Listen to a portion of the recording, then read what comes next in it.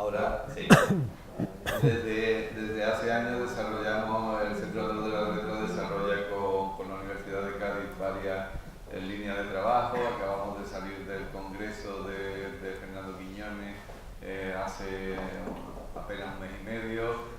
Con las presencias literarias en la universidad pues tenemos una colaboración puntual pero constante desde hace tiempo, y fuimos socios creativos, es decir, pusimos ideas y no demasiado presupuesto en el proyecto Atalaya en literatura andaluza en red, que creo que es una de las herramientas fundamentales que ahora mismo existen para dar a conocer la literatura andaluza en el ámbito académico en las universidades andaluzas, y que de alguna manera exista un interés crítico por los libros que se escriben en Andalucía, y sobre todo por quienes escriben esos libros en la actualidad y no solo en los parámetros históricos más clásicos y conocidos. Vamos a seguir trabajando en ese ámbito, y prueba de ello creo que es el encuentro de hoy en el que sumamos no solo siglas sino impulso, la Fundación Carlos Mundo de hoy, el ciclo de presencia literaria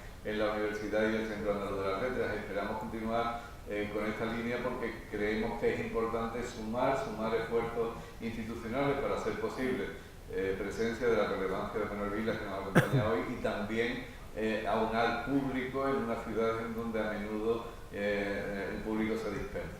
Así que creo que estamos felices de que hoy hayamos conseguido ambos objetivos, y bueno, gracias a Manuel Vilas por acompañarnos en esta sesión y en esta aventura, y a Javier Vela por todo lo que estamos intentando construir juntos. Bueno, muchas gracias y buenas tardes.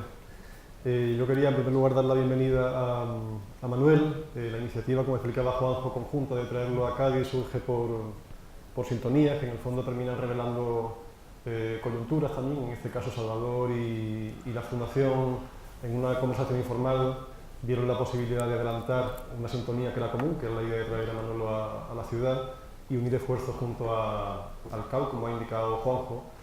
Y en el caso de la Fundación particularmente tenía doble sentido en la medida en que Ori conoció y Laura conocieron a Manuel en vida del autor, se conocieron en Collioure, probablemente en el aniversario de la muerte de Machado, luego creo que volvieron a encontrarse, y todavía en la Fundación tenemos material de ese encuentro, cartas, algún libro como Resurrección, dedicado por Vilas a Ori, y por tanto siempre nos produce especial entusiasmo poder devolver ya en el fallecimiento del autor algo de lo que en vida pudo haber atesorado, en este caso la amistad sostenida con él y con Laura.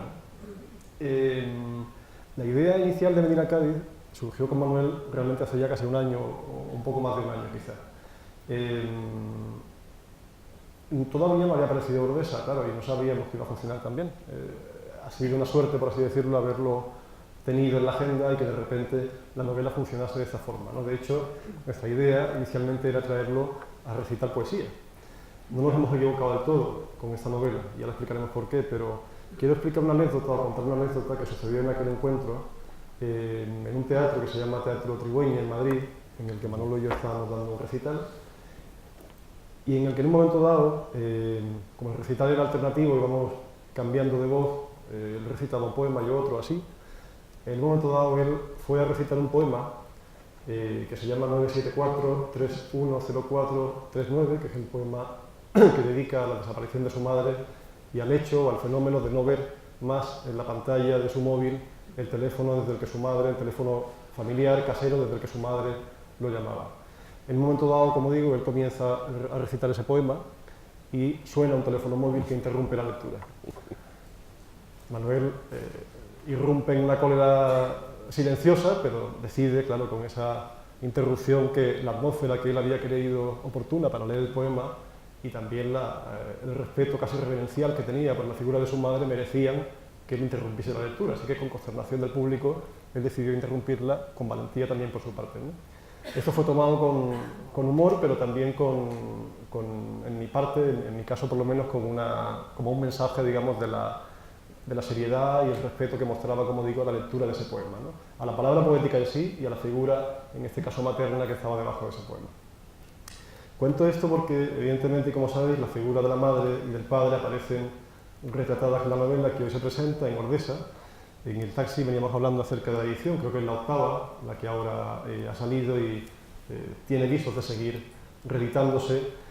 El consenso es general y cuando eso ocurre no hay más que leer con atención por qué ocurre eso. Realmente la novela, como retrato familiar, pero también como retrato del autor, termina siendo una voluntad, por así decirlo, de alcanzar, y ahora vamos a hablar de eso con detenimiento, la autenticidad o la verdad en quiénes fueron esas figuras, o al menos intentar preguntarse quiénes fueron y quién es el propio autor que las retrata, en este caso su hijo. Y aunque no es común o no se debe confundir la figura del narrador con la del autor, en este caso vamos a hacer constantes trayectos de ida y vuelta entre el narrador y el autor, ¿no? Así que bueno, como decía, quiero darle la bienvenida y comenzar esta charla, que es lo que va a ser la presentación, para que él pueda, al hilo de algunas cuestiones, ir terminando la novela a lo que él le parezca más oportuno, ¿no? La primera idea que te quería trasladar, de hecho, Manuel, era esta dicotomía un poco manida, es cierto, pero interesante aquí, en este caso, entre vida y ficción, ¿no? Entre biografía y ficción. La novela, como digo, es un retrato acerca del dolor adulto que supone la pérdida de los padres. En un momento dado, el narrador dice: la paternidad y la maternidad son las únicas certezas, todo lo demás casi ni existe. El narrador tiene 52 años, hace menos de un año que su madre ha fallecido, también que se ha divorciado, y en 2015, que es el tiempo, digamos, en que la novela arranca, o en que la escritura arranca, comienza a cuestionarse quiénes fueron sus padres, qué conoce de ellos, qué ocultaron también, qué conoce de sí mismo en función de quiénes fueron ellos, y por tanto el trasvase entre vida y ficción se hace muy notable, ¿no? Al principio de la novela lanzas una idea que puede ser precisamente una clave, ¿no?, del enfoque con que él aborda el texto. Dice: no me interesa lo que pasó, sino narrarlo o decirlo o celebrarlo. La moralidad de los hechos es siempre una construcción de la cultura. Los hechos en sí mismos sí son seguros. Los hechos son naturaleza. Su interpretación, en cambio, es política. Me interesa esa idea. Me interesa saber, en primer lugar, y preguntarte si has querido hacer una interpretación de lo que pasó o sencillamente contarlo y celebrarlo, como dices ahí, para que el lector saque sus conclusiones, ¿no? Buenas tardes a todos. Muchísimas gracias por venir.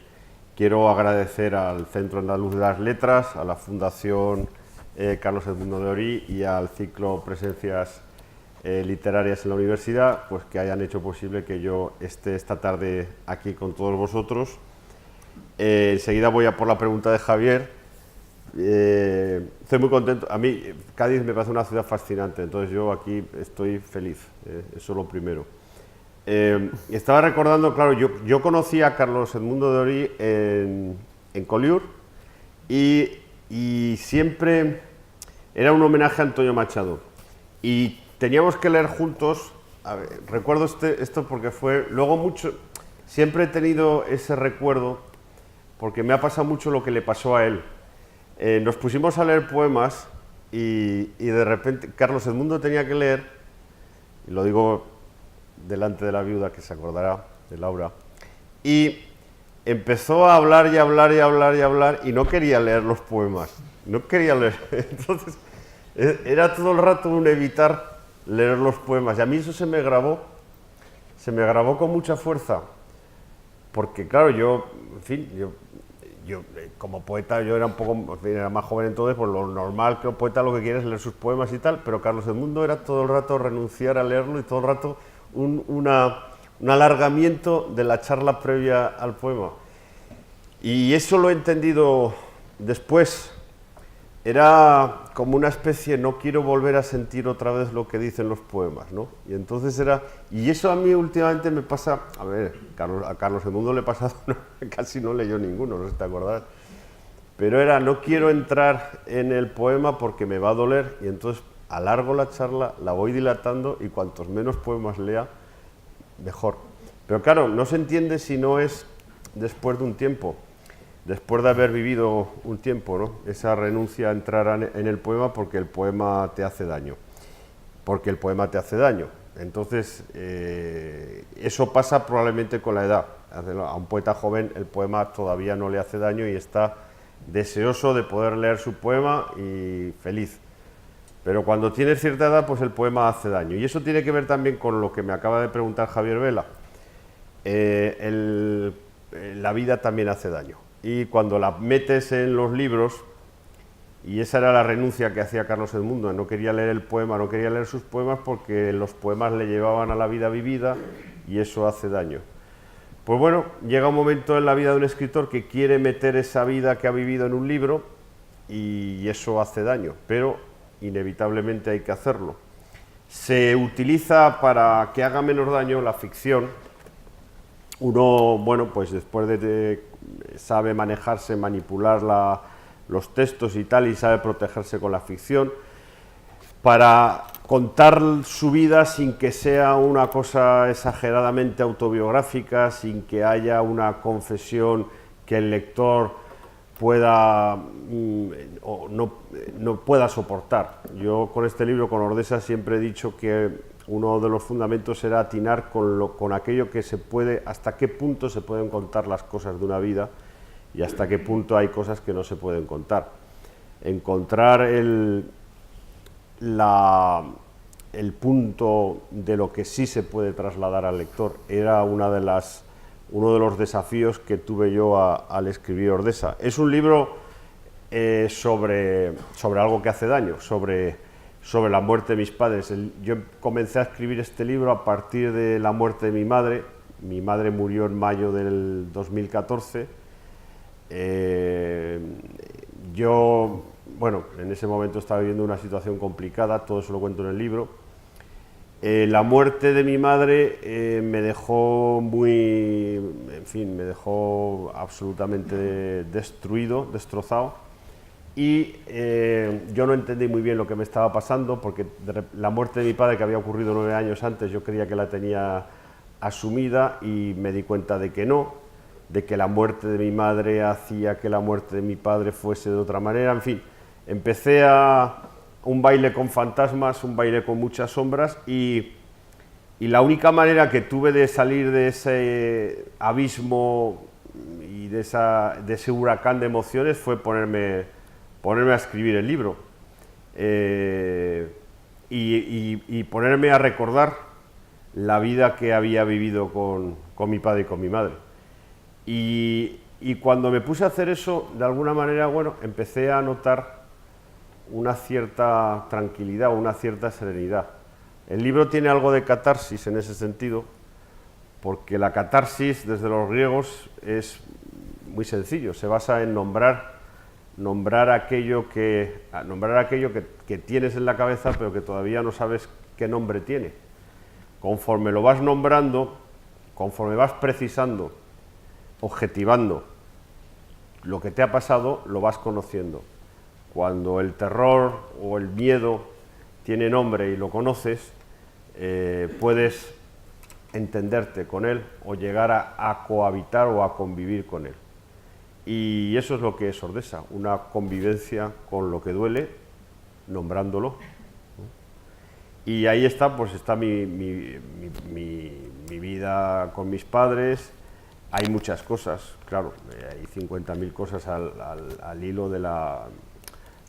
bueno, y también es, en realidad ahora, si tengo que hablar del libro, casi me viene a la cabeza recordar lo que la gente me dice del libro, porque me parece lo más interesante lo que los lectores me vienen... Hay una cosa que me dicen que es, con esto yo creo que, y ya pasamos a la siguiente pregunta, que es una cosa que me gusta muchísimo. Me dicen, muchos lectores me dicen, desde que he leído tu libro, sobre todo hijos, desde que he leído tu libro, cuando me llama mi madre por teléfono, le cojo el teléfono. Digo, bueno, yo a mí eso, cuando me dicen eso, me pongo muy feliz, porque digo, bueno, por lo menos la literatura tiene una utilidad, ¿no? Es decir, alguien va a hacer algo bueno después de haber leído mi libro, ¿no? Después de haber leído el libro tuyo, si me llama mi madre, le cojo el teléfono.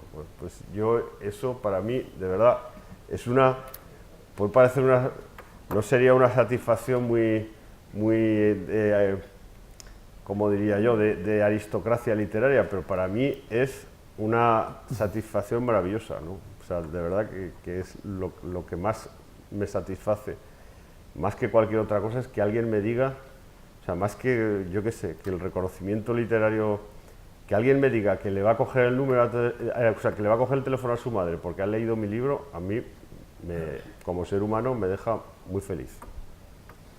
Es curioso porque la novela tiene, o está recorrida por una ternura muy evidente, una ternura hacia la figura materna y paterna, también hacia otras figuras, aparece su tío, aparecen unos abuelos que nunca conoció y de los que no tiene ni siquiera foto, aparece la imposibilidad de conocer a un ser humano pese a haber vivido con él, habla también de su propio hermano, habla de sus hijos, luego veremos un poco parte a parte todo eso, pero esa ternura de alguna forma es compatible con un rasgo también del enfoque que él ha adoptado para contarnos esta historia, si se puede llamar así, porque no es en sentido estricto una historia, pero es el sarcasmo, digamos que a él le era casi ya distintivo, ¿no? Yo cuando empecé a leer la novela, buscaba sinceramente los rasgos que entendía que eran propios de Vilas, un humor hiperbólico, la ironía constante, etc. Aquí noté que ese humor estaba atenuado, estaba muy disminuido por una enorme ternura, como digo, ¿no? La figura del padre y la figura de la madre tienen una dimensión muy matérica, él habla y mucho de la materia en la novela, pero también de alguna forma están idealizados, están divinizados en la medida en que ya la interrupción de la muerte impide volver a contrastar esa idea acerca de ellos, ¿no? Y es muy curioso que ninguno de esos retratos que hace sobre la madre o el padre están exentos a la vez de una reflexión sociológica, si se puede llamar así, en torno a qué significa la idea de familia y hasta qué punto, digamos, inciden en nosotros los progenitores, ¿no? De hecho, una de esas ideas que acicala, que acrecienta la impresión de que el conflicto entre vida y ficción en la novela es importante, es una cosa que dices en la página 127, y es: no me importa exhibir, y lo dice así, exhibir la vida de mi padre. Aunque en España nadie quiere exhibir nada. Nos vendría muy bien escribir sobre nuestras familias, sin ficción alguna, sin novelas. Solo contando lo que pasó o lo que creemos que pasó. Ahora te quería preguntar, de alguna forma, la forma de exhibición acerca de la familia, en este caso, de la intimidad familiar, está también condicionada por aquello que no queremos contar, porque claro, la novela está recorrida, como digo, por ternura y por una honestidad brutal. Hay una honestidad enorme en la forma de, por ejemplo, de plantearse los propios defectos, ¿no? las propias carencias que tiene el narrador, como hijo y también como padre. Y esa honestidad es muy de agradecer, porque alcanza o sugiere, digamos, inspira en el lector una sensación de autenticidad que es casi más importante que la de verdad, ¿no? O que la de verdad entendida como algo inamovible. Pero claro, me pregunto también si a la hora de escoger qué material contamos, qué material biográfico contamos y cuál no, estamos también elaborando una forma paralela de ficción, ¿no? Sí.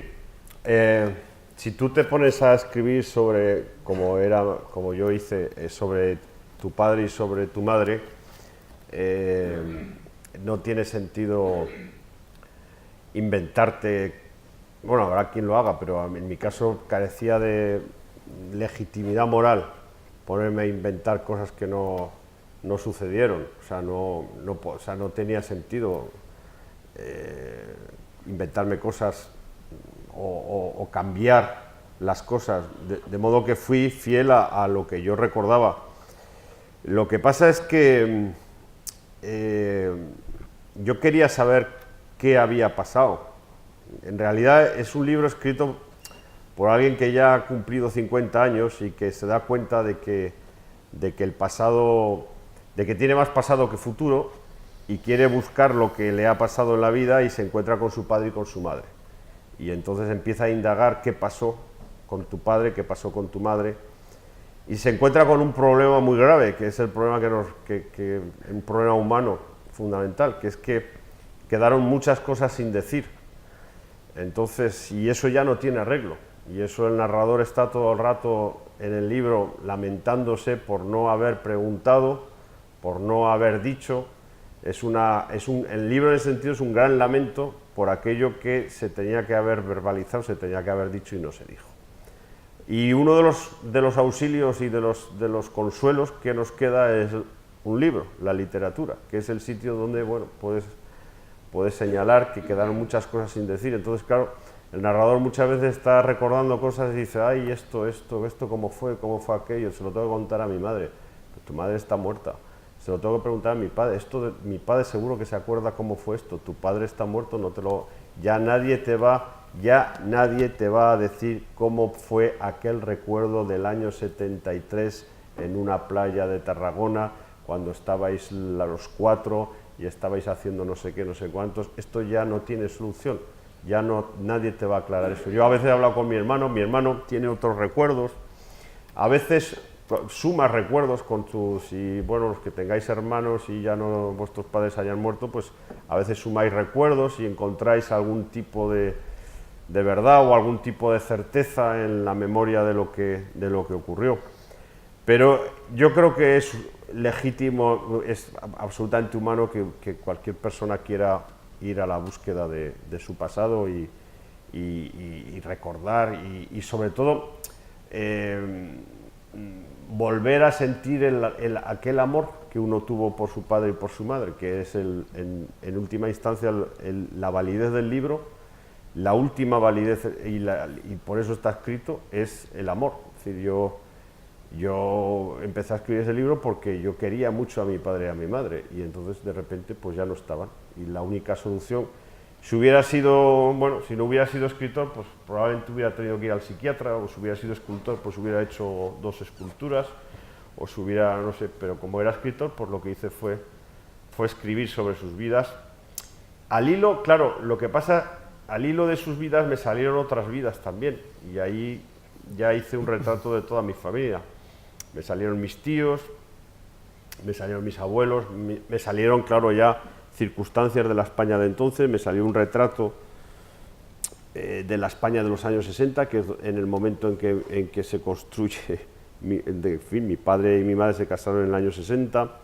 También me empezó a salir toda la peculiaridad de la familia que éramos, ¿no? Yo cuando escribía el libro pensaba que mi familia era muy rara y digo, bueno, pues eran así, pues así hay que sacarlos, ¿no? Era, o sea, una familia rara en los años 60 y que ahora la palabra equivalente a raro sería disfuncional. Éramos una familia disfuncional. Entonces, bueno, yo pensaba que eso sería algo muy privado, muy íntimo. Constatar eso en un libro, el lector lo entendería como una verdad privada. Mi sorpresa brutal ha sido cuando los lectores me dicen que sus familias eran como la mía.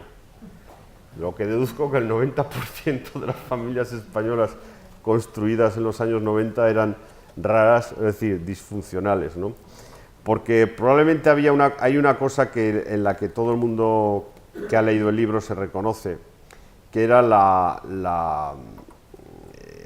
el ocultamiento de los sentimientos. No se decían los sentimientos. O sea, ni mi padre ni mi madre hablaban de sentimientos, mi padre nunca habló de sentimientos. Hablaban, evidentemente, claro que te querían, pero no se manifestaba de manera directa, no te decían te quiero, hijo mío, esto no lo oí yo jamás. Y he visto otros escritores de la misma generación que la mía que les pasaba exactamente lo mismo, había metáforas del amor y tal. Guillermo, siempre cito Guillermo Busutil presentó el libro en Málaga y me dijo en la presentación que él entendía que su padre le quería, tampoco se lo verbalizó, es de mi misma generación, porque cuando se lo encontraba por el pasillo le pegaba cabezazos, ¿no? Su padre le pegaba cabezazos y esa era una manifestación de amor en donde pues no se decían los sentimientos. Yo creo que ahora sí que ha cambiado. Ahora en las familias actuales sí que se dicen los sentimientos, toda España ha cambiado, evidentemente esto es una obviedad, pero en aquellas familias pues, es que nos resulta muy difícil, han pasado 50 años, 40 y tantos años, parece que no haya pasado tanto tiempo y sin embargo los cambios han sido enormes, ¿no? Y si yo quería traer los recuerdos de mi padre, yo también quería pintarlos cuando ellos eran felices, que fue en la década de los 60, cuando a mi padre le fue bien. Y claro, si quería traer la memoria de ellos, tenía que traer también la memoria de aquella España de los años 60. Yo cuento muchas veces que la biografía, a mí me gusta mucho narrar la biografía de mi padre de acuerdo a los coches que tuvo, ¿no? Porque construyen una biografía perfecta y de hecho yo a veces también acabo construyendo mi propia biografía con los coches que he tenido, ¿no? Que es una especie de retrato de la clase media española muy preciso, ¿no? Mi padre tuvo 2 SEAT 600, luego tuvo un SEAT 850, luego tuvo un SEAT 124, luego tuvo un SEAT 1430 y luego, y este fue el final, tuvo un SEAT Málaga. Toda su vida le fue fiel a España a través de la SEAT. De hecho, cuando mi tío, el hermano de mi padre, a principios de los 70 se compró un Simca 1200 y mi padre le afeó el gesto porque no entendía por qué no se había comprado un SEAT como él, que era lo que había que comprar, ¿no? Y mi padre, hasta el último coche, que ya en aquella España ya se podía haber optado por otro modelo, le fue fiel a la SEAT, ¿no? Una fidelidad, una lealtad absolutamente increíble a un país a través de eso. Y ese tipo de cosas a mí me parecía que había delicadeza y que había una delicadeza, incluso un humor, ¿no?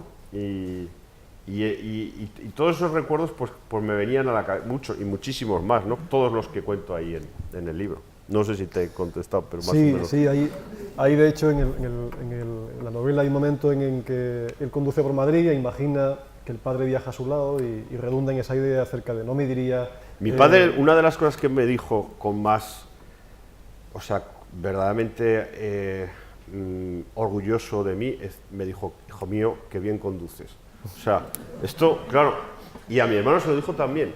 O sea, eso, porque él era viajante, esto es una explicación, claro, mi padre fue viajante de comercio, se pegó toda la vida metido en un coche. Entonces, para él conducir y el coche eran sus herramientas, lo que le había dado de comer y lo que le había hecho sacar adelante a la familia que tenía. Entonces, esto era muy importante. Bueno, el coche era importantísimo. Mi padre, por ejemplo, decidía si iba a los sitios en función de si había sombra para el coche. O sea, a mí eso me tuvo traumatizado. O sea, yo los primeros coches que tuve, o sea, me pasaba lo mismo. O sea, empezaba a dar vueltas por ahí buscándole una sombra al coche, ¿no? Ahora mi padre sabía analizar, o sea, no solo era la sombra en el momento en que dejaba el coche, sino que veía los movimientos del sol y sabía si dentro de una hora le iba a dar el sol, aunque ahora le diera la sombra. O sea, hasta esos cálculos hacía, ¿no? Parecía un alquimista, un astrónomo. Y a mí eso, por ejemplo, me traumatizó, lo que digo, y yo también, ahora al final ya no, claro, pero al principio yo también iba a los sitios y dejaba el coche en función de si había sombra o no, ¿no? Y esto no sé a qué estaba comentando. No, la idea era bonita porque en ese momento en que se imagina viajando por Madrid con el padre... Ah, bueno, coche, eso. Entonces, cuando él me dijo, cuando nos dijo a mi hermano, o sea, se quedó como muy reconciliado con la vida cuando vio que tanto mi hermano como yo conducíamos bien, ¿no? Esto le parecía que había sido, bueno, que todo había estado finalmente, se había ordenado el mundo porque por lo menos conducíamos bien. Y era un hombre de una enorme originalidad y yo lo quería muchísimo y por eso escribí el libro. Mi padre y yo teníamos una relación una relación muy maravillosa que empezó a resquebrajarse. Yo creo que eso le pasa a mucha gente.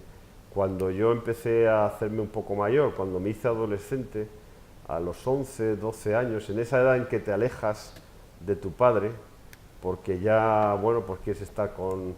Ya tu padre ya ha cambiado, ya quieres hacer otras cosas y tal, y entonces esa relación casi de unión que teníamos, de gran unión que teníamos, se fue evaporando. Y yo en el libro quería recuperar aquello, ¿no? Porque probablemente fue una de las cosas más hermosas que me ha pasado en la vida, ¿no? Esa relación que yo tuve tan estrecha con mi padre. Y yo la cuento allí, todo lo que hacíamos. Por ejemplo, recuerdo que los sábados por la mañana íbamos a un bar que a él le gustaba, esto finales de los 60, íbamos a jugar a la maquineta del pinball, la maquineta del millón. A él le encantaba jugar a esa maquineta y a mí también. Entonces nos pasábamos la mañana jugando. Él me ponía una silla, porque yo era pequeño, y entonces poníamos a jugar los dos, y eso era un momento de unión entre su vida y la mía. Yo era un niño, y yo, es claro, yo me acuerdo de las Coca-Colas, de la primera, yo creo que tengo recuerdo de la primera Coca-Cola que me bebí, que me la compró mi padre, ¿no? Entonces, yo quería que todo eso, que ya había desaparecido, pues volviera a través de la literatura. Y eso es Ordesa. Aquí hay además, al margen de una novela, a mí me ha parecido al menos identificar otros 5 libros. Hay con seguridad un libro de poemas, y también podemos ver ahora por qué, pero hay un libro de poemas dentro de la novela, hay un diario, hay unas memorias, en cierto modo, hay una crónica de esa época, y en cierto modo, o no en cierto modo, de una forma bastante evidente, hay una especie de, imagino que involuntario, ensayo, fúnebre, si queremos decirlo así, o acerca de la muerte y acerca de la pérdida, que desliza ideas complejas, quiero decir, no son ideas por así decirlo, funcionales, que sirvan para argumentar pasajes o episodios, sino que son reflexivas o autorreflexivas y generan una conciencia, digamos, de análisis bastante fecunda en el lector, ¿no? Pero claro, en ese marco yo esperaba encontrar fundamentalmente al Vilas poeta, ¿no? Al Vilas que había escrito poesía. Y es curioso porque lo he encontrado, obviamente. La forma y el estilo, digamos, en que está escrita la novela tiene todos los rasgos que están en su poesía, ¿no? A mí me venía a la cabeza, conforme la leía, me venía Antonin Artaud, me venía Céline, me venía también el Whitman, que él siempre es, una forma, el Whitman que lo acompaña siempre. Siempre he pensado que en una forma Vilas puede ser un cóctel que surge entre Artaud y Whitman, entre otros muchos autores, ¿no? Pero he encontrado, por ejemplo, una novela distinta en la medida en que las anteriores sean quizás novelas más alucinadas y alucinantes, y esta es una novela evidentemente más honesta y más sincera, y por tanto con menos dosis de imaginación o de fantasía, tal y como la entendíamos en su universo simbólico. Y me ha llamado mucho la atención una idea que había leído poco antes de James Alter, de un novelista norteamericano, que me ha hecho pensar mucho en el texto, ¿no? En el texto de Vilas, quiero decir, de Manuel, y era una idea muy bonita, quiero leer, donde dice, citando a Céline, en una entrevista que le hace el Paris Review en los 60, dice, Céline creía que había que pagar por lo que uno escribe, no es en balde. Dice, ya citándolo directamente, hay que pagar, pues una historia inventada carece de valor. La única historia que cuenta es aquella por la que debes pagar. Cuando has pagado, entonces tienes derecho a transformarla. La pregunta que te quería lanzar es, desde el punto de vista familiar, social, a la hora de desnudar tu vida, la vida de tus padres y de tus tíos, pese a que haya habido muchas reservas también, y entiendo que pudor, pero lo haces de forma muy descarnada. ¿Has tenido que pagar un precio por ello? Sí, imagino que sí, que es el precio de enfrentarte a, bueno, pues de contar tu verdad. Cuando uno cuenta su vida, automáticamente se hace vulnerable ante los demás, ¿no? Porque los demás conocen, es decir, la estimación de tu persona puede ser utilizada por los demás en tu contra, generalmente en tu contra. y probablemente eso sea en España la carencia de la literatura española de libros como de este tipo, aunque cada vez esa carencia es menor, porque desde un tiempo a esta parte, desde hace 15 o 20 años, hay una proliferación en la narrativa española de libros sobre la familia, sobre libros de carácter autobiográfico, sobre el padre y la madre, absolutamente, que ya es una tendencia por la cantidad de libros que se publican con este tema.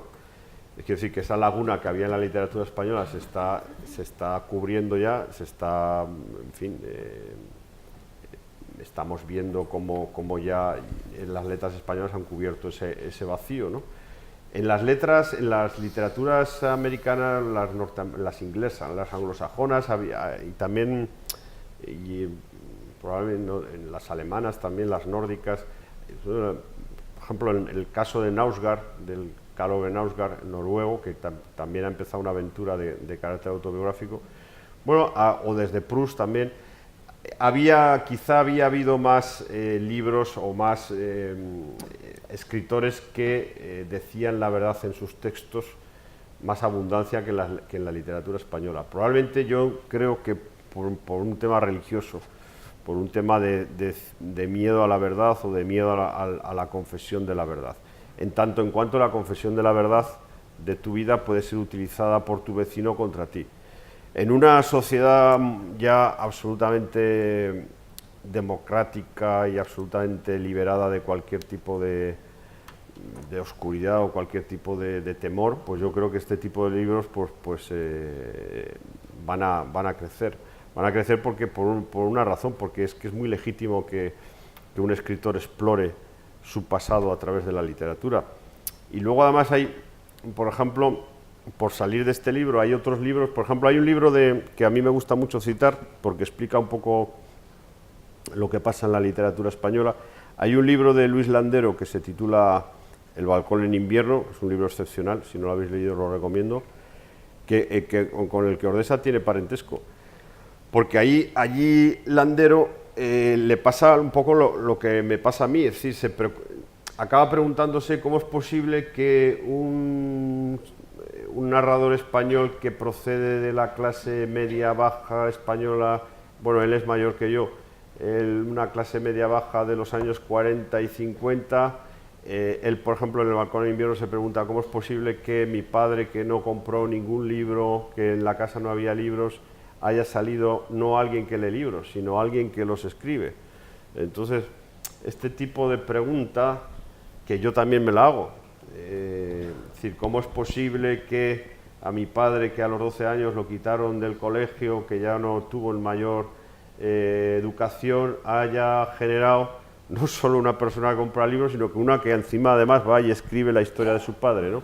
Esa especie de laberinto autobiográfico, pues claro, es normal que al final estallara por algún sitio y que haya un montón de escritores que hayan querido explorar, y además explorar a nivel sociológico, ¿no? Porque, por ejemplo, el libro de Landero es muy sociológico, el mío también, pero hay otros o el libro de Juan José Millás, El mundo, o sea, también hay el libro de Marcos Giral Torrent, el de Tiempo de vida. Quizá ese ya menos social, más personal, pero en cualquier caso de repente ha habido, o La isla del padre de Fernando Marías, ha habido un montón de explorar, el libro de Cristina Fallarás también. De repente un montón de escritores españoles han tenido esa necesidad de explorar su pasado y su pasado familiar y el origen social de su familia, ¿no? Y ahí se han encontrado muchos casos con la clase, sobre todo el caso de Landero, que es el que más cercano está de mi libro, con la clase media baja española, ¿no? Y el laberinto de esa clase social y de cómo esa clase social, de la redención y emancipación de esa clase social a través de los hijos, y con una idea muy fundamental en la historia de España, que es así que a mí me interesa muchísimo, que está en el libro de Landero también y está en el mío, que es la idea histórica, del dinamismo histórico que había en las familias españolas de los hijos, esa idea de los hijos van a vivir mejor que los padres, que esta era la idea fundacional de la familia. Es decir, es el sacrificio de una familia para que los hijos estudien, tengan mejores oportunidades y acaben viviendo mejor que sus padres. Esto había sido fundamental en la historia de España. Esto se rompe en el 2008 con la crisis económica. Es decir, de repente las familias contemplan cómo sus hijos ya no van a vivir mejor. Y se rompe uno de los resortes más importantes y de cohesión de la historia de España y de la idea de vivir en sociedad, que es que la prosperidad de los hijos va a ser mejor que la de los padres, ¿no? Y eso a mí me parece... Claro, la literatura española, pues claro, ha querido explorar todo eso, y moralmente era muy necesario. Ya había otros libros también de explorar, es decir, de intimidades. Esto también tiene que ver con el fantasma de la intimidad. También había, no sé, yo por ejemplo ahora sí recuerdo el libro de Miguel Delibes, Señora de Rojo sobre fondo gris, que era también un libro confesional. Miguel Delibes en ese libro coloca se protege, inventa un narrador que en vez de ser escritor es pintor, pero finalmente el resultado es un libro autobiográfico. Por ir todavía más allá en el tiempo, la novela Nada de Carmen Laforet era absolutamente autobiográfica, ella es decir, había habido ya muchos escritores españoles que tenían deseos de narrar el laberinto familiar, porque veían que en la familia había mucho fundamento moral y social, y que a través de la familia se describía la vida colectiva en España, ¿no? Había habido, lógicamente, el pudor de cada época. Bueno, pues Carmen Laforet pues, tuvo que utilizar la ficción. Miguel Delibes en el año 91 utiliza esa idea de un narrador que sea lejano del escritor, que es ponerlo pintor, en fin, se utiliza una serie de recursos, pero finalmente yo creo que ha habido un estallido ya, pues ya en la democracia española ha habido un estallido de escritores que ya se han mostrado, pues bueno, han superado esa idea del pudor y han contado las cosas tal como, digamos, a pie de vida, sería la palabra, a pie de vida, y ya con el tono autobiográfico sin ningún problema, ¿no? Utilizando la autobiografía y siendo ya utilizando materiales autobiográficos sin miedo, ¿no? Esto yo creo que sí que se vea en la historia de la literatura española de los últimos 15 o 20 años.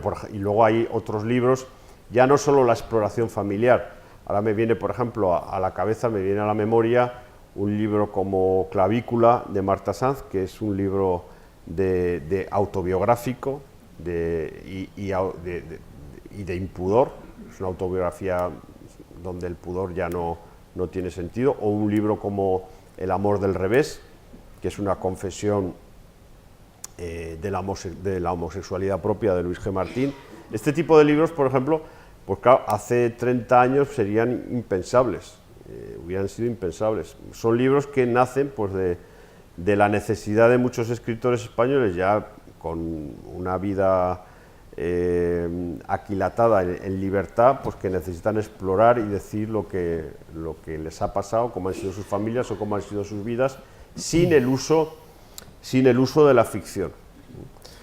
Hay también allí un cansancio de la ficción, probablemente, porque es decir, normalmente el uso de la ficción pues bueno, venía bien para ocultar que muchas cosas de las que se podía narrar procedían del campo de la intimidad del escritor.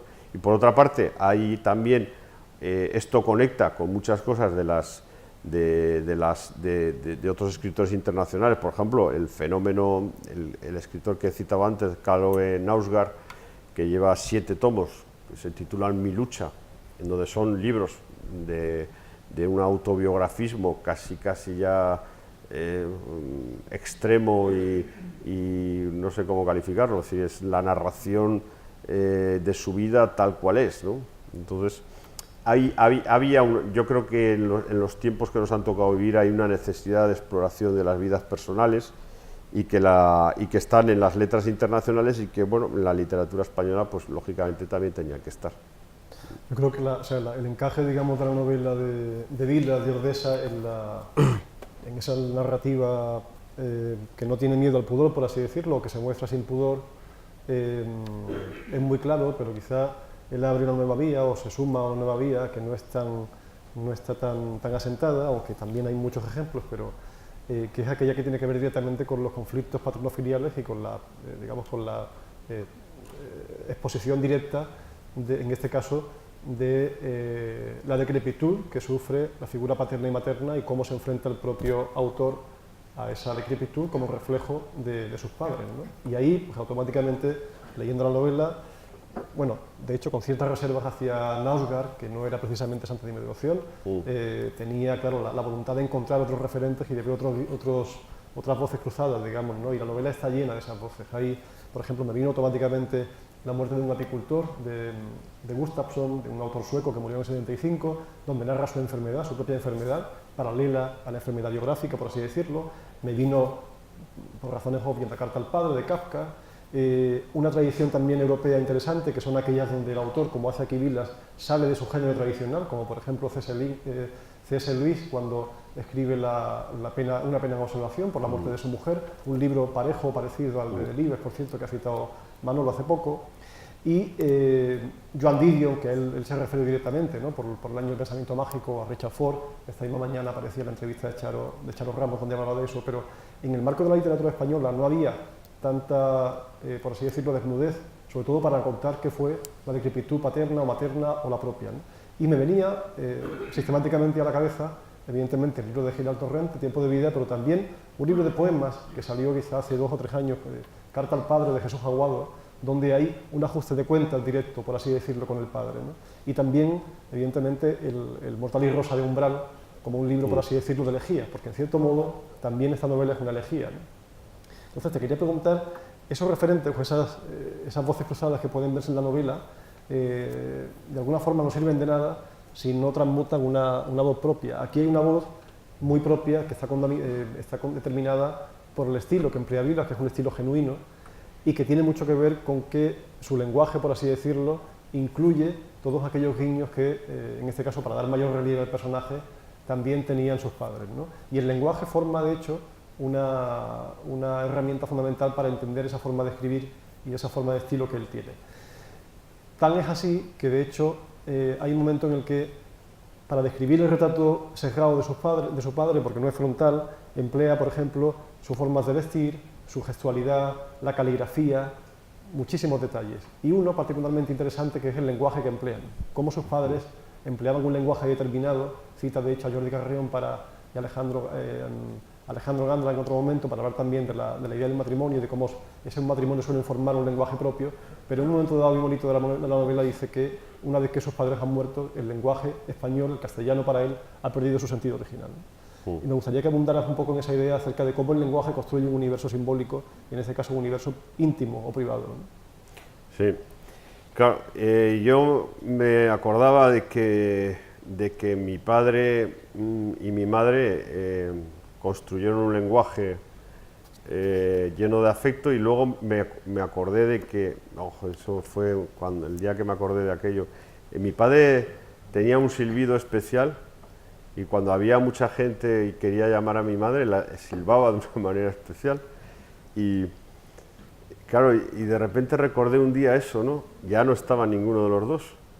Y dije, pero ¿cómo pudo mi padre inventarse un silbido? Y claro, y yo digo, y ahora ya no, otra vez lo mismo, ya no voy a poder preguntar de dónde demonios sacó ese silbido, ¿no? Entonces, era todo bueno, y las cosas, cómo se llamaban entre ellos. Todo eso que los hijos pues ven, ¿no? Lo ven y se les graba, a mí se me grabó, pero no preguntas nunca de por qué hacían eso, ¿no? Y ahí hay un misterio, y cuando desaparecen tus padres, pues te quedas con el misterio, danzando tú con ese misterio, ¿no? Y era un lenguaje que ellos utilizaban, claro, un lenguaje lleno de, bueno, de todas las parejas, los matrimonios, las parejas acaban inventando un lenguaje privado, de pequeño, en fin, no es son pequeñas expresiones de cariño, de complicidad, y cuando, bueno, o cuando se separan, se divorcian, o cuando mueren, pues esa lengua desaparece. Y eso es lo que me pareció que era una cosa, bueno, yo lo había. A mí me inquietaba, ¿no?, ese lenguaje que usaban mis padres, ¿no? Y luego es que hay otra cosa también muy importante, que es que tú acabas heredando todo lo que viste hacer, lo acabas haciendo, ¿no? Por mucha conciencia que tengas de que no, bueno, sobre todo los errores, no voy a repetir los errores, pero acabas haciendo todo lo que viste hacer a tus padres, ¿no? A mí eso también me parecía un enigma, ¿no? Y yo creo que además luego lo digo en el libro, una vez te miras, sobre todo cuando te haces viejo, vas al espejo y ya no te ves a ti, sino que ves a tu propio padre o a tu madre. El otro día un lector me dijo, no, yo a mi padre no, yo veo a mi madre. Digo, bueno, a partir de los 50 años vas a verte al espejo y de repente ya no te ves a ti mismo, sino que estás viendo a tu propio padre, ¿no? Allí hay un montón de misterios. el misterio del tiempo pasado, el misterio de lo que viste, todo eso, ¿no? Que es que yo, pues claro, a mí me sobrecogían todos esos misterios y la única manera de salir indemne de ellos era escribiéndolos. Lo que tú has comentado de las lenguas privadas y todo eso, pues tenía que contarlo, ¿no? Pero además la forma, el enfoque que él adopta para contar eso no es grandilocuente, quiero decir que él se fija en la parte más material, ¿no?, de ese retrato y, como digo, abunda en la ropa que llevaba, en qué tipo de trajes, en qué gestos hacía. No, mi padre era viajante de comercio. Mi padre vendía telas del textil catalán a los sastres de las provincias, de un negocio increíble. Era un negocio kafkiano. Entonces, claro, él tenía que ir siempre muy bien vestido, ¿no? Tenía que ir siempre, claro, y entonces yo lo veía como si fuese un actor de Hollywood, porque siempre, yo era un niño y de repente veía que mi padre iba siempre súper elegante, ¿no? Y a mí aquello me parecía fascinante. Yo quería recordar esa fascinación que tenía yo de niño cuando lo veía tan bien vestido. Y luego en mi pueblo me lo decían, qué bien vestido va tu padre siempre, ¿no? Entonces, y eso que, en fin, que económicamente le iba mal, pero eso es lo que digo yo, era pobre pero con estilo, ¿no? Entonces, por ser pobre no te tienen por qué quitar el estilo, ¿no? Tú puedes ser pobre, pero pobre con estilo. Luego yo lo conté en un poema eso, ¿no? La pobreza con estilo. Y mi padre, claro, mi padre siempre iba elegante, no concebía, por ejemplo, cuando empezaron a la gente a ponerse pantalones tejanos, el hombre estaba absolutamente contrariado, o sea, y cuando vio que yo utilizaba, unas broncas familiares por los pantalones tejanos, porque claro, veía todo su mundo se derrumbaba. Luego encima llegaron los trajes de confección, lo cual ya lo derrumbó todavía más. De repente la gente ya no se hacía un traje, se compraba un traje en cualquier tienda de confección, o sea, ya no... Todo aquello era... Tenía mucha hermosura todo aquello, el recordar la vida de mi padre. Pero claro, eso no tiene... La vida de mi padre no tiene ninguna importancia. Lo importante es que el lector que vaya a Ordesa saque la vida de su propio padre, que eso es lo que a mí me parece interesante, que el hecho de que yo recuerde al mío sirva, o a mi madre, que por cierto no hemos hablado de mi madre, que mi madre era fina, le sirva al lector para sacar a su padre y a su madre del sitio de la memoria donde lo tenga y les dé vida. Y esa es la intención de... Sí, que yo cuente aquí cosas de mi padre no tiene ningún sentido, más allá de provocar que el lector pues saque también a su padre y a su madre y recuerde. El libro es en realidad una invitación, a través del recuerdo de mis padres a que los lectores recuerden a los suyos. Hay una presencia, es cierto, mayor de la figura paterna que de la materna, pero la figura materna aparece también de manera redonda descrita, como digo, a través de esos detalles, ¿no? En este caso, por ejemplo, hay un episodio muy bonito que luego lo recupera, donde hablas de que cada vez que ves aceite de oliva o usas aceite de oliva, piensas en ella, ¿no? Sí, porque mi madre vivió toda la vida en la cocina, claro, mi madre siempre estaba cocinando. Era su manera de decir que nos quería, claro. Y de hecho, bueno, pues estábamos ahí todo el día a ver qué se le ocurría hacer y era muy importante decirle que lo que había cocinado era maravilloso. Entonces estaba todo el día, después de haber hecho la comida, te metía 50.000 preguntas, ¿te ha gustado? Y otra vez, ¿y te ha gustado no sé qué? Y esto nadie lo hace mejor que yo, no sé qué, nadie lo hace mejor que... Era la obsesión de mi madre. Por cierto que la madre o la madre del narrador tiene también, porque el libro desde luego no tiene ninguna indulgencia, ni con ella ni con él, tiene también perfiles que seguramente reconoceremos, ¿no? En este caso, él habla de la madre del narrador como una madre que era una suerte de catálogo de enfermedades, ¿no?, que iba acumulando angustia y enfermedad y que por tanto asimiló casi esa condición enfermiza, ¿no? Sin embargo, en su padre encuentra una actitud mucho más negacionista de la enfermedad, se vuelve de espaldas a ella, una cosa que por cierto le pasó también al protagonista de Gustafsson, y en ese sentido la novela es muy sincera y muy honesta, es decir, no muestra solamente la parte amable, tierna y honrada de los padres, sino también esa parte donde ellos fallaron y donde él intenta no fallar pese a que sigue haciéndolo, ¿no? Sí, mi madre al final de su vida estaba todo el día en los médicos Y claro, y a mi hermano y a mí nos contaba lo que le decían, pero era todo mentira, o sea, era un caos narrativo, lo digo ahí, era un caos narrativo. De hecho, Teníamos dices que que- llamar... O sea, ella iba a los médicos y quería una versión que a ella le gustase. Entonces, más o menos, en aquel médico que intuía una versión más o menos con lo que... Ese era un buen médico, entonces a ese volvía. Y claro, y era muy primitiva y muy atávica, y entonces, bueno, pues todo lo transformaba en función de lo que ella quería, ¿no? A mí aquello al principio, que casi nos vuelve loco, pero luego, después de pasados los años, me pareció cuando yo escribo, y recordaba cuando estaba escribiendo el libro, me pareció una cosa maravillosa, ¿no? Que lo cambiara todo, ¿no? Que cambiara los hechos, bueno, nos confundiera a todos. Me pareció arte de vanguardia, ¿no? En ese momento cuando lo recordé. Y por eso es un libro que no está escrito como... No, eso que ha dicho Javier al principio, que ha citado, no es un libro hecho con ánimo de enjuiciar a nadie, sino con ánimo de decir lo que pasó, ¿no? Mi madre era así y, bueno, pues era así. Al final de su vida había una cosa que hacía que a mi hermano y a mí nos volvía medio locos. Mi madre iba a las tiendas o sea, estaba obsesionada con que, claro, lógicamente, pues se había hecho vieja, ¿no? Y no soportaba la vejez. Y iba a las perfumerías y se compraba cremas carísimas. Bueno, aquí ahora lo de las cremas, bueno, cremas de 300 euros. Y las dejaba sin pagar, y teníamos que pagarlas mi hermano y yo, y estábamos... Dice, pero bueno, devuélvelas porque no las vamos a pagar. Entonces ella no entendía, dice, bueno, ella pensaba, dice, pero ¿para qué os he sacado adelante? Si ni siquiera me podéis comprar unas cremas, ¿no? Sí. Y a mí todas esas cosas que hacía mi madre, que al principio, bueno, pues cuando las vivía me irritaban y me cabreaban mucho, luego, pasado el tiempo y cuando ella ya no estaba, pensando en esas cosas, me parecía que eran, bueno, que parecían proceder de una mujer casi convertida en una especie de artista, ¿no? Que quería cambiar la vida a su manera, ¿no? Bueno, todo eso.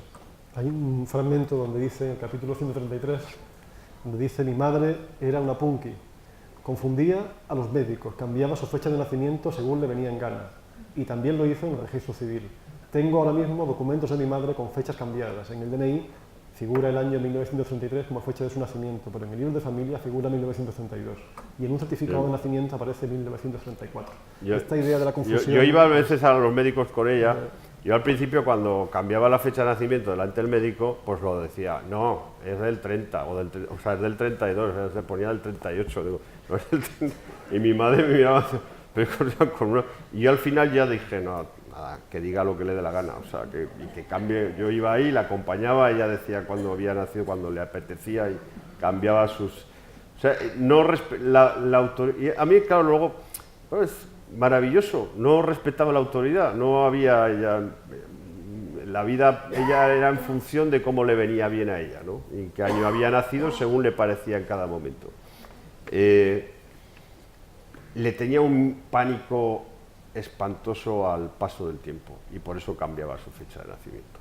Le parecía horroroso envejecer, le parecía horroroso que la gente se hiciera vieja, y bueno, ella... En cambio, mi padre eso lo llevaba muy bien. Eran muy diferentes. Mi padre siempre me decía que yo me parecía a mi madre. A mí eso me molestaba mucho. Tú, hijo mío, te pareces a tu madre. Y yo quería parecerme a él, pero probablemente me acabo pareciendo a mi madre. Y bueno, todas esas cosas eran las que hacía mi madre. Y bueno, pues me encuentro con lectores. Por ejemplo, mi madre hacía una cosa muy extraña, y hay muchos lectores que me dicen que sus madres también hacían lo mismo.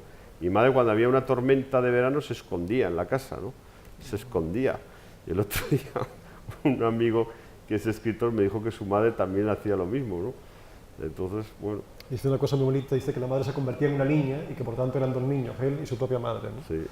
Hay una idea muy luminosa que tiene que ver con la desconfianza hacia el relato paterno, ¿no? La desconfianza acerca de aquello que asumimos como un relato verdadero y que tiene que ver justo con el carácter de la madre, pero también de ese relato surge, de ese relato caótico que la madre representa, surge, dices tú, tu propio estilo, es decir, de alguna forma se siente deudor del modo en que su madre desordena detalles importantes o los cuenta 10 días después como si no tuviesen importancia, ¿no?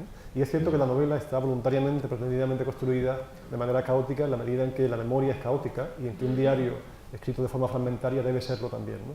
Pero hay una unidad interesantísima en torno a esa desconfianza acerca del relato instituido familiarmente, ¿no? ¿Puedes hablar un poco acerca de cómo percibes eso? Sí, mi madre cuando contaba las cosas no las contaba bien. Entonces yo cuando era crío no me daba cuenta de eso. Pero luego de mayor te vas dando cuenta de que omitía cosas o las contaba pasados mucho tiempo, cosas que a ella creía que no le beneficiaban, entonces las suprimía, lo cual llevó a la vida familiar a un caos absoluto, ¿no? Aunque no sabíamos muy bien qué había pasado nunca, ¿no?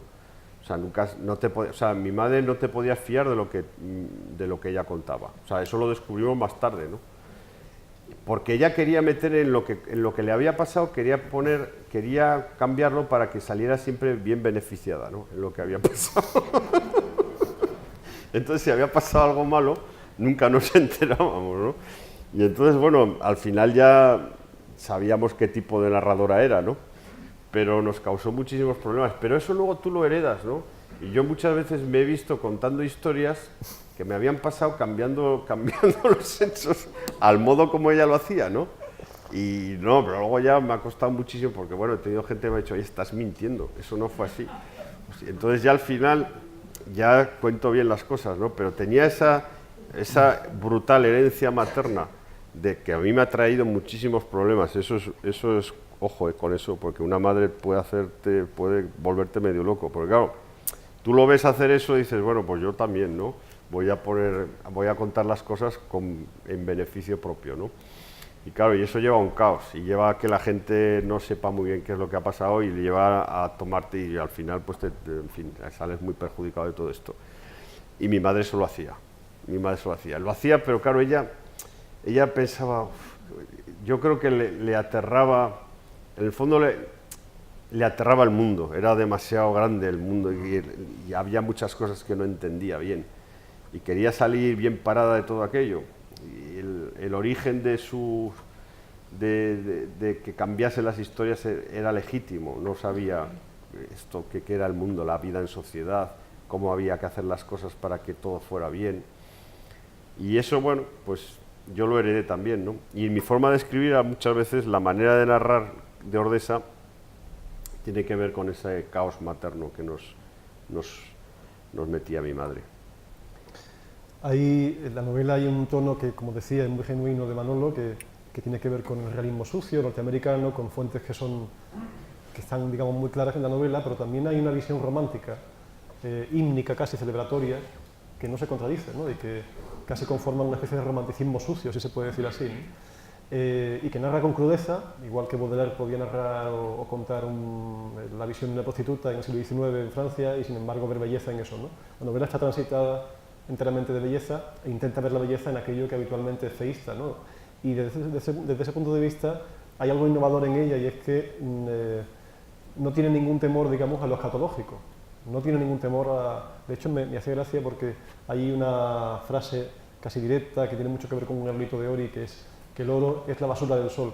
Él habla también de basura y habla de luz, y lo suele unir en una misma frase sin complejo, y tiene capacidad para terminar haciendo que el lector contemple como bello aquello que el lector pensaba que no lo era, ¿no? Y en ese marco hay inevitablemente también un enfoque luctuoso, por así decirlo, de determinados fenómenos que se dan en la vida de los padres y la suya propia, también en relación con los hijos, y que sin embargo no transmiten patetismo, transmiten una rara esperanza, ¿no? Por ejemplo, un tema recurrente es la pérdida, evidentemente, la muerte como tal, de forma obvia, pero también el arrepentimiento. Aparece constantemente el narrador que se arrepiente de haberlos incinerado, de no conservar sus cuerpos, la materia que fueron sus cuerpos, ¿no? El miedo, el propio miedo que genera la pérdida, el pasado como fenómeno, etc., ¿no? Y en ese marco hay temas que, digamos, tienen menor calado o aparentemente tienen menor calado, que quizá no son temas sino motivos, y me gustaría que te detuvieses en alguno de ellos, como por ejemplo, y esto también aparece de forma continuada en todo el texto, el alcohol o la adicción al alcohol, que el narrador en un momento dado deja después de una serie de avatares vitales, la idea de que el cóndor amarillo prácticamente contamina todo lo que tiene que ver con la penuria, con el pasado, con lo perdido, con el desvanecimiento de la familia, etc. Y otros motivos, digamos, que van apareciendo, por ejemplo, le he citado el coche, que también aparece muy recurrentemente, y otros motivos menores, ¿no? Me gustaría que fuese, de forma sintética, un poco perfilando esos motivos que forman la atmósfera de la novela, ¿no? Sí, claro, la novela está, el recuerdo de mi padre y mi madre está hecho desde un sitio, ¿no? Y tenía que explicar qué sitio era, y era mi vida actual, y no, ahí se cuenta perfectamente cómo era la vida en la que yo estaba metido, entonces no voy a, eso, el que quiera que la lea en la novela, no voy a explicarla. Pero obviamente yo iba a recordar a mi padre y a mi madre desde una crisis profunda que yo estaba viviendo en aquel momento, y esa crisis, o sea, esa parte autobiográfica del presente, del año 2014, 2015, 2016, lo cuento, lo que me está pasando a mí, pero permitiréis que no lo cuente aquí porque ya lo cuento en la novela. Y bien contado, sí. ¿Y qué más has dicho? Lo de la Sí, color, bueno, el color amarillo. Motivos, ¿no? Que van a y luego el tema, hubo un tema, hay dos temas importantes del libro, que fue la incineración, y el color amarillo es un color simbólico de todo aquello que viví. La incineración fue un problema, le dedico varias páginas a la incineración. Está ahí. El problema de cuando se muere tu padre y tu madre es que qué se hace con el cadáver, ¿no? O sea, eso es una cosa, es pura antropología, pero le pasa a todo el mundo. De repente se produce una urgencia en tomar soluciones sobre eso, ¿no? Como si no pudiera esperar, ¿no? Como si el cadáver no pudiera esperar. Y es que el ser humano no puede contemplar, no puede aceptar que quien fue tu padre o tu madre ya no sea nada, sea un cuerpo inerte, ¿no? Y entonces hay que tomar soluciones urgentes, ¿no? La inhumación es la tradición más, quizá la más digna, ¿no? En alguna, bueno, ahora desde el punto de vista higiénico te dirán que no, etcétera, etcétera. El caso es que en mi familia, cuando murió mi padre, mi padre no dijo, no manifestó nunca lo que quería, y optamos por la incineración. Pero es muy grave eso. Yo lo viví como algo grave, porque era muy desolador. Y bueno, yo necesitaba contarlo. Me imagino que muchos de los que estáis aquí os habréis visto en esa situación. Ni la inhumación ni la incineración, probablemente no hay ninguna solución, evidente, no hay ninguna solución. Es un sufrimiento y es un dolor, y es la convivencia, o sea, es qué convivencia vas a tener tú con el cadáver, ¿no? Nada menos que eso. Eso es un tema importante, no es una tontería. O sea, realmente la memoria que vas a tener de tu padre y de tu madre va a tener que depender también de esa decisión. Yo me di cuenta de eso. Y no lo sé. Y en esa determinación iba todo, ¿no? Si la inhumación o la incineración. Y la incineración es brutal, ¿no? Porque es la reducción a la nada absoluta, ¿no? La inhumación tiene esa idea ósea, del resto óseo, ¿no? Que parece que es todavía es una resistencia, ¿no? Todavía del cuerpo, un lejano recuerdo de lo que fue a través del hueso, ¿no? Eso es la inhumación, ¿no? Entonces, bueno, el caso es que nosotros optamos por la incineración, y a mí aquello me llevó a una serie de consideraciones y a recordarlo de una manera que, bueno, pues lo cuento allí. Y cuando murió mi madre, pues hicimos lo mismo. Yo a veces he pensado que se toma la decisión de la incineración porque es más cómodo para los vivos. Es una solución mucho más cómoda para los vivos que la inhumación. Y en cualquier caso es importante porque depende del recuerdo que vas a tener de esas decisiones. Y el color amarillo, de repente, pues bueno, fue el color al que simbólicamente quise ver todo esto, la memoria de tu padre, de tu madre, la nostalgia, también la idea irracional, también la idea fantasmal. El libro también es un libro de fantasmas, porque todos los personajes importantes del libro están muertos, y el narrador quiere volverlos a la vida, ¿no? Y ese color moral de todos esos deseos irracionales de hablar con fantasmas, de persistir en que tu pasado no se vaya, pensé que el color que podía simbolizar todos esos sentimientos era el amarillo. Por eso sale la cubierta amarilla, y por eso hay muchos recuerdos amarillos, ¿no? El amarillo, que es un color, bueno, que es un color que en la tauromaquia es el color del malfario y, en fin, no tiene muy buena prensa. Bueno, ahora tiene un valor político añadido, que entonces no lo tenía, cuando escribí el libro no lo tenía. Y había también en el amarillo, la palabra amarillo en español tiene una sonoridad que a mí me atraía, el amarillo, ¿no? Y por otro lado parecía un color menos cargado de simbolismos, como, no sé, el rojo o el blanco u otros colores, ¿no? O el verde, ¿no? Tenía menos carga simbólica. Ahora ya tiene otra carga simbólica que no voy a aludir a ella, pero bueno, entonces conoces.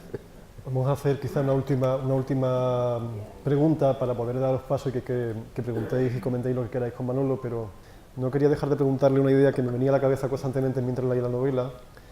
Y es que, claro, la novela tiene, como decía él, mucho de retrato generacional, de su propia generación, de los nacidos en los 50, pero también de la generación precedente, en la medida en que funge como cronista de esa época.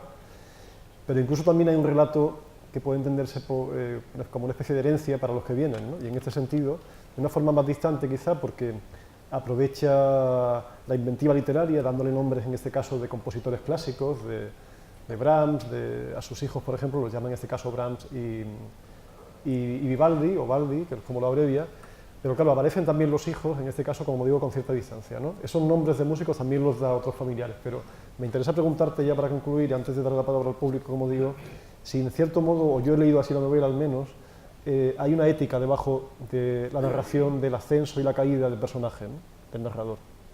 Sí, hay una ética. Un mensaje a los hijos que vienen y que van a leerla, ¿no? Sí, hay la construcción de un templo de la memoria, pues es la historia de una familia, y probablemente porque es que la familia es la unidad narrativa más perfecta que ha dado la cultura occidental, ¿no? Y probablemente porque es que las grandes novelas son al final, bueno, no es por decir, no que la mía sea gran novela, pero quiero decir que muchas novelas importantes han estado, es una gravitación sobre la familia, ¿no? En la familia puede ser el único sitio que la cultura occidental encuentra el lugar donde no hay relaciones de alienación, donde las relaciones, en teoría, las relaciones son puras. No hay las relaciones de interés que hay en el mundo social, en el mundo económico, en el mundo laboral, es decir, en el mundo que todo ser humano acaba enfrentando. Parece que la familia es el único ámbito que ha dejado la cultura occidental para que las relaciones sean absolutamente puras quiere decir de amor. Es decir, donde no hay, o sea, un padre cuando quiere sacar adelante a su hijo no lo hace para que su hijo se lo devuelva luego, o sea, lo hace porque le sale, es algo puro, ¿no? Entonces esa pureza a mí me interesaba, yo la he visto y creo que todos los seres humanos acaban dándose cuenta de que ese es el único lugar que ha quedado tras la construcción de la civilización y de toda la cultura. Pues bueno, es el único espacio donde parece que todavía puede existir el amor y relaciones humanas que no sean de interés, ¿no? Y de ahí que todo el libro sea, pues sí, sea la idea, claro, la idea de todos somos hijos, todos los que estamos aquí somos hijos. Algunos nos convertimos en padres o madres. Y en ese tránsito de ser hijo a convertirte en madre o padre se resuelve la vida de casi todos los seres humanos, ¿no? Y ahí están contenidos todos los misterios. Y claro, que la literatura vaya y que la historia de la literatura, es que al final, es que si piensas en términos de historia de la literatura, te encuentras en que las relaciones familiares, paterno-filiales, han sido temas dominantes en muchísimos de las obras literarias, pues de mayor relevancia de la cultura occidental, ¿no? Pues por eso, ¿no? Porque es lo que nos determina, lo que nos dice quiénes somos, cómo somos, pues somos hijos, estamos aquí. Claro, si un ser humano dice, bueno, ¿y por qué estoy aquí? Bueno, pues puede hacer todas las cábalas que quiera y todas son legítimas, por supuesto, pero hay una biológica de carácter sencillo y elemental que es segura, que es que un padre y una madre, otros seres humanos lo pusieron en este mundo.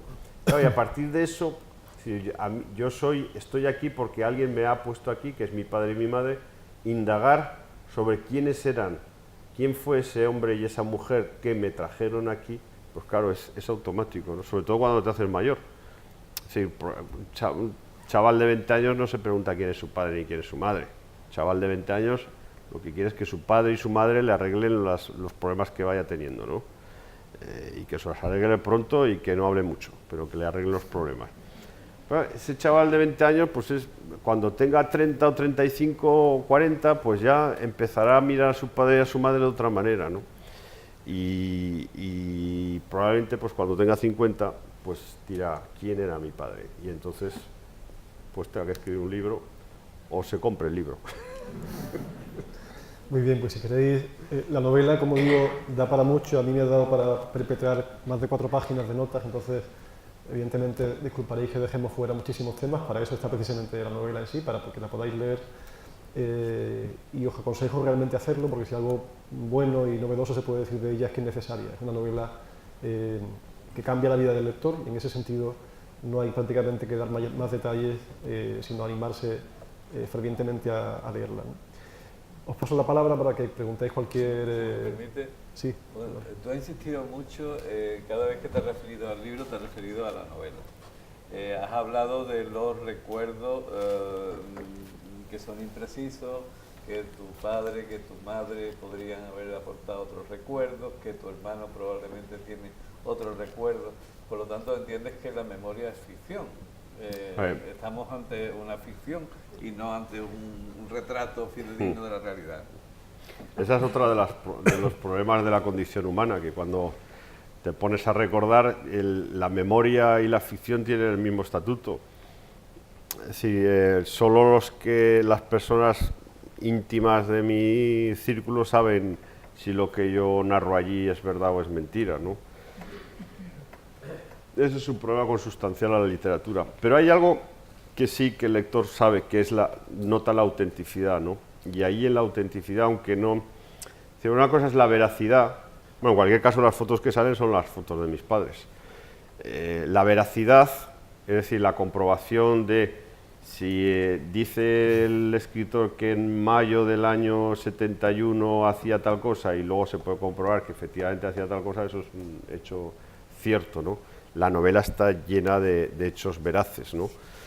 Pero el estatuto de la memoria, todos vosotros, si os ponéis a recordar, pues los recuerdos pues son exactamente lo mismo que si los inventarais, que la invención.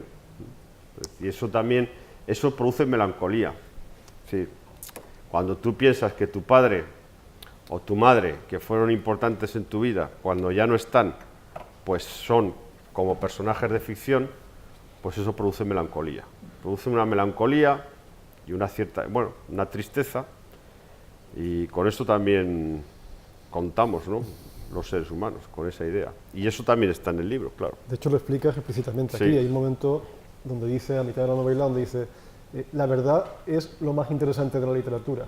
Decir todo cuanto nos ha pasado mientras hemos estado vivos. No contar la vida, sino la verdad.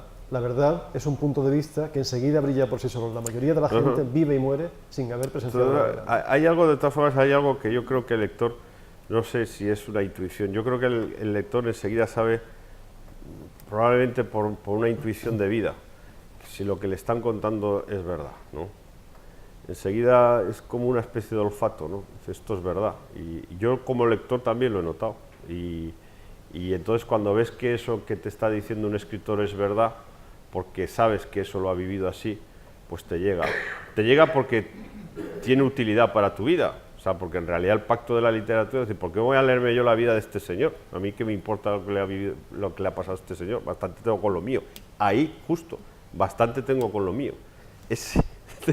Voy a leer la vida de este con la mía que tengo ahí que solucionar. Ahí es el pacto de la literatura, es decir, te cuento la mía porque probablemente es como la tuya y a lo mejor, si te cuento la mía, igual sacas algo útil para la tuya propia.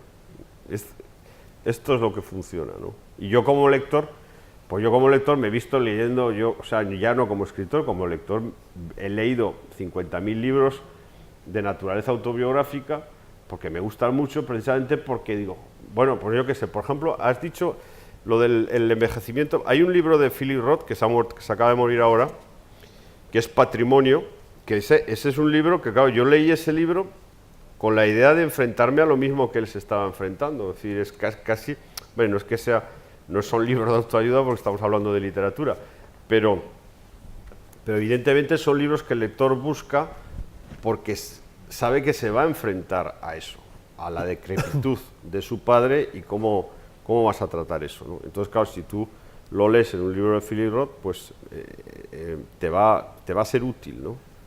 Y esa es la idea del pacto literario. No sé si te... Hay una conclusión que él deja muy clara y que, digamos, dilapida. De hecho, está en la contracubierta del libro, que es lo que dice acerca de justamente de esa distinción entre ficción y realidad, ¿no? Diciendo, son dos verdades distintas, pero las dos son verdades, la del libro y la de la vida, y juntas forman una mentira, ¿no? Claro. Pero ahí también está es un tema clásico de la literatura, que es la ficción y la realidad, y en estos libros de carácter autobiográfico, pues asoma todavía más esa fricción entre la realidad y la ilusión, ¿no? Pero claro, el estatuto de la memoria es el mismo que el de la ilusión y el de la fantasía y el de la ficción, ¿no? Bueno, animaos a hacer alguna pregunta, ahora que lo tenéis aquí de cuerpo presente, como se suele decir. Sí. Hola. Mira, vamos a ir por ejemplo, quiero saber la cosa. Tú escribes el libro, lo tienes en tu cabeza, lo pones en papel y lo publicas. Sí. Eso se pone en común con mucha gente y algunas de esas personas están muy cerca de ti, que pueden llevar la contraria, pueden quitarlo, pueden poner. Tú en algún momento tienes la intención o sensación de me gustaría haber añadido esto o me gustaría quitar esto, o podría hacer una segunda edición dentro de 5 años o de 10 años.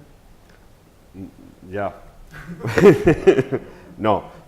Bueno, yo cuando terminé yo no he vuelto o sea, yo cuando hice la última corrección del libro, que fue en septiembre del año pasado, cuando lo entregué, ya corregido, ya no he vuelto a leer el libro. O sea, ya no lo he vuelto a leer y no lo voy a volver a leer en mucho tiempo. O sea que... Me lo han leído los lectores, pero yo no me lo he vuelto a leer. O sea, lo que sí hay cosas, lo que sí me han venido son nuevos recuerdos que tenía y que ya no los voy a veces con cierta tristeza porque sí me han venido recuerdos nuevos por una serie de circunstancias, recuerdos que digo, esto lo tenía que haber contado en la novela y ya no lo voy a, pero lo que ya no voy a hacer es, no, o sea, punto, o sea, este tema está cerrado. Ya no jamás lo volveré a abrir para nada, ¿no? Porque sería, ya no puedo, no, ya. Lo que sí me han pasado han sido recuerdos bonitos que tenía que se me quedaron fuera y que me hubiera gustado incluir, pero ya, bueno, han quedado ahí. Yo quería saber si tu hijo o tus hijos han leído el libro, cómo lo ven, cómo... 700 millones de veces me han hecho esa pregunta. Perdón. No, nada. Sí, me parece estupendo. Yo creo que, bueno, cuando ya la leerán.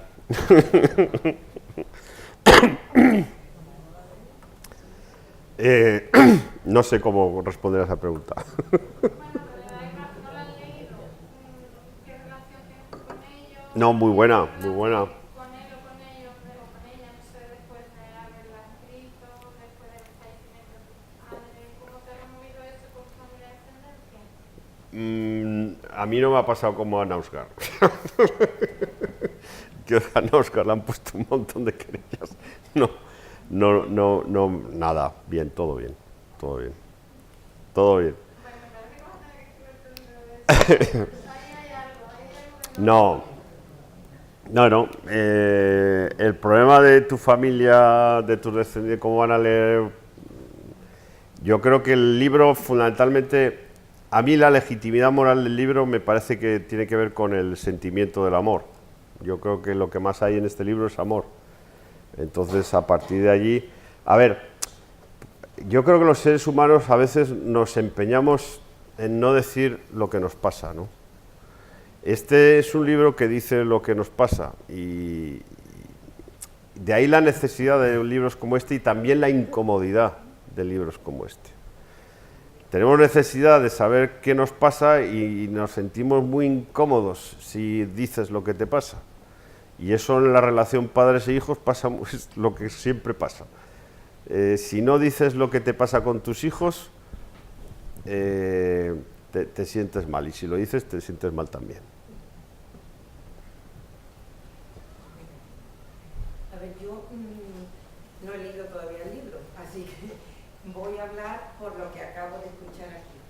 Yo creo que cuando uno se pone a recordar, tienes que enfrentarte a muchísimas cosas, a tu pasado, a ti mismo, y es una labor muy seria y muy importante, te requiere muchas cosas, y además tienes que hacer una labor de selección.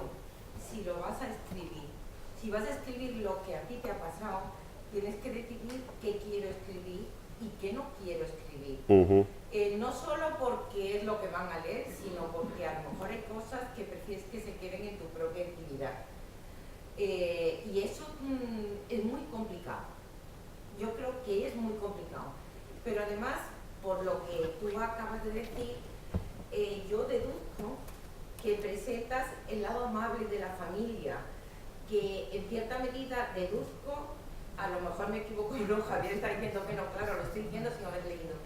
Me da una sensación de cierta idealización, y yo creo que la familia tiene sus partes buenas, pero también tiene una parte opresiva, y bueno, no sé qué dirían de algunos psicoanalistas de todo esto, pero creo que la familia es muy positiva. Es verdad que buscamos en la familia la incondicionalidad, que es muy difícil encontrar en general en el mundo, porque hay veces que somos muy duros unos con otros, y que buscamos en la familia y terminamos buscando siempre la incondicionalidad, porque eso nos reconforta, nos hace sentirnos a gusto con nosotros mismos y con el entorno.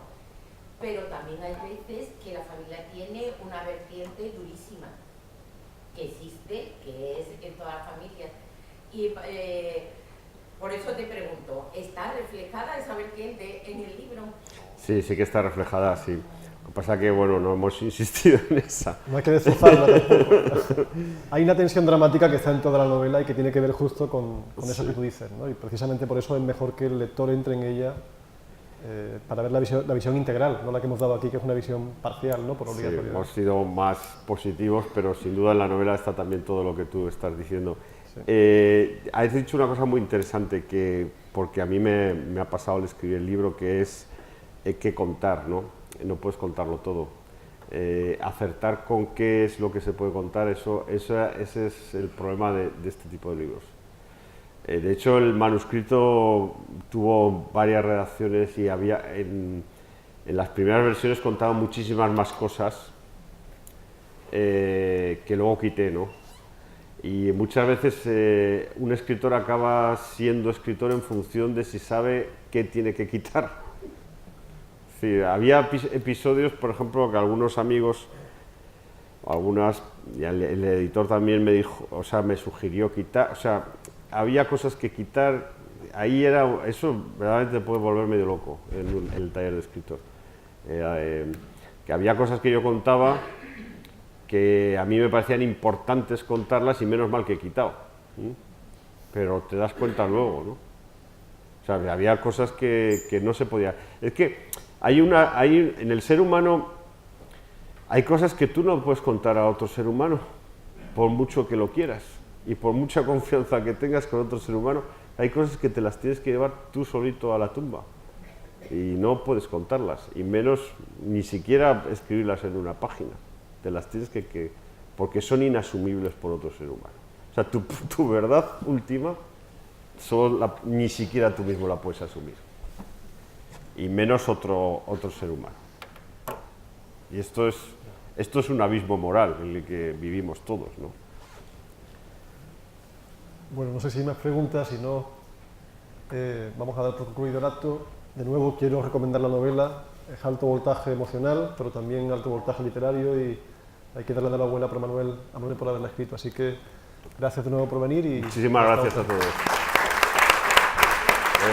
¿Has hecho la lectura? Se me han quedado fuera de la...